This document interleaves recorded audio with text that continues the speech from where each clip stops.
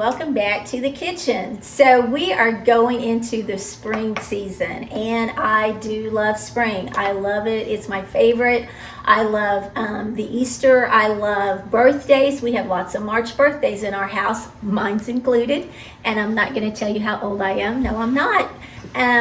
Although was 6 decades last year. So there's you a hint. We also have March Madness. If any of you all are big basketball fans, which my family loves March Madness. I'm going to turn off this burner for just a second. I'm going to tell you a story. My family loves March Madness. We make out a bracket and we all, put who we think is going to win. I'll have however many is there, 64 or something like that. And so last year, believe it or not, I was one of the top winners. My son-in-law Matt and I tied for first place on who picked the winners. Neither one of us picked the winner, but we picked closest to the winner. We had the most points. Anyway, let's backtrack a few years ago, 10, 15, maybe even 20. I wasn't really into March Madness and wasn't for sure what my family was talking about. So I asked them, I said, what are we talking about? Oh, all the teams, it's the college playoffs, all that kind of fun stuff.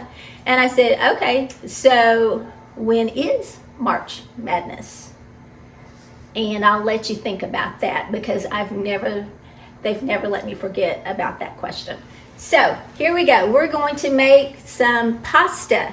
And this is a really, really good way to enjoy a big family night if you like to have your family over, or you can make a smaller one and just enjoy the two of you, however you want to eat it. So we're going to make this with our Polish, from our Mountain View Polish links. And I've already got them all sliced up. And I also threw in some of our sweet Italian links that we've had on special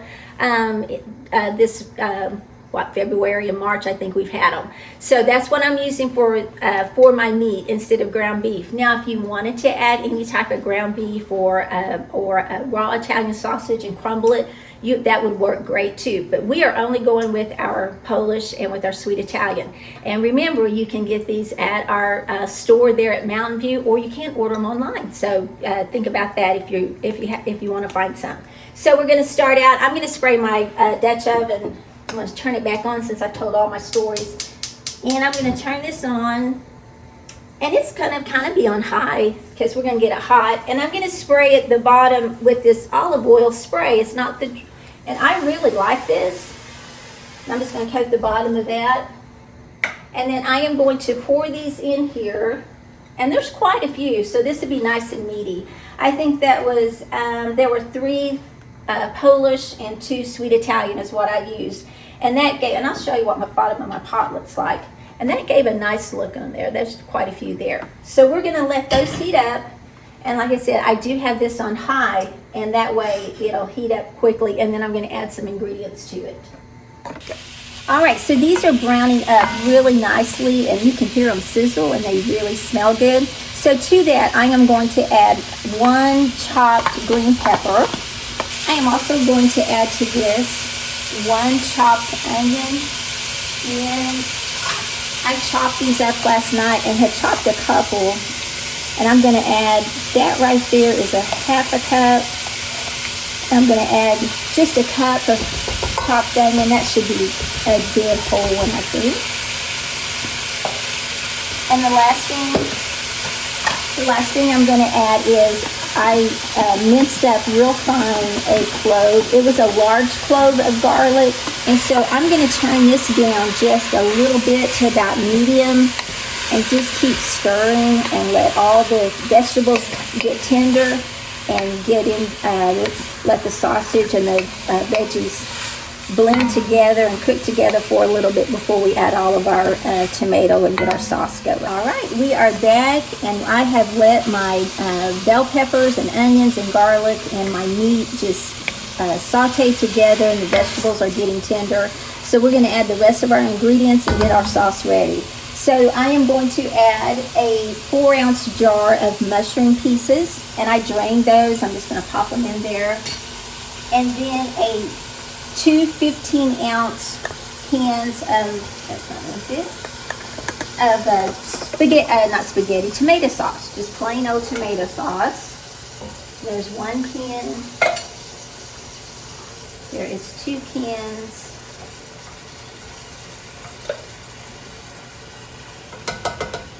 Empty those out. And then also a 6-ounce can of tomato paste.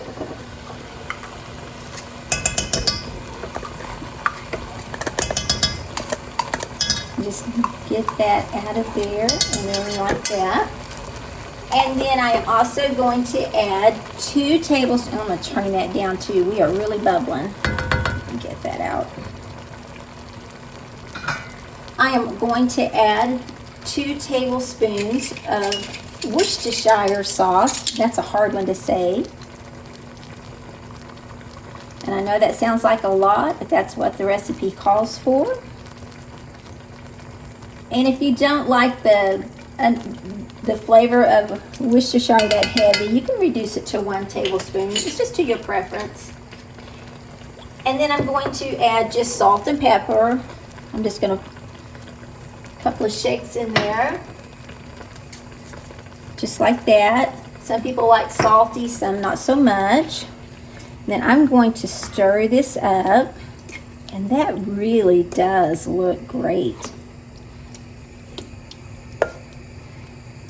And it really smells so good.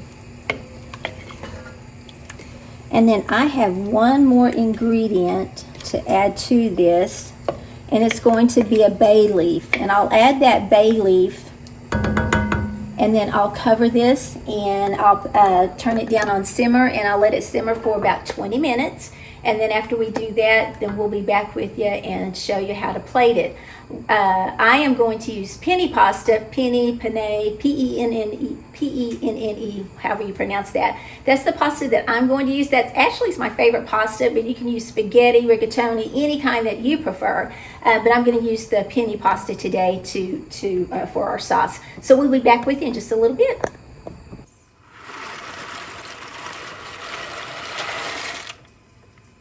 We've let this cook for a few minutes, and then I'm going to add in about a half a can of beef broth just to add a little bit more flavor to our sauce, and just stir that in.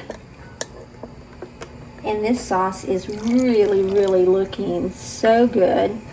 And I also had added about a half a teaspoon of sugar to my sauce, and that kind of just helps take away the acidity of all that tomato. So I've got the beef broth, and like I said, I've used just about a half a can, and this is about halfway through the cooking process. So we've got that all stirred in there. I'm going to put the lid back on, and then we'll let it finish up. All right, we are back, and the sauce has cooked for 20 minutes on low heat, and I did cover it.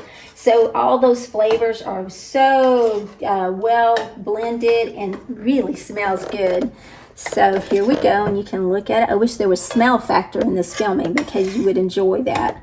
All right, so I've got the sauce ready, and I've got my pasta ready. And again, I just cook the penny pasta. That's what I like. That's my preference. I drained it and put some butter on it. And now I'm going to try to get some on this plate. You would think that would be easier, but it actually keeps slipping out of the tongs. But we're going to get there. All right, so there we go. I got my plate.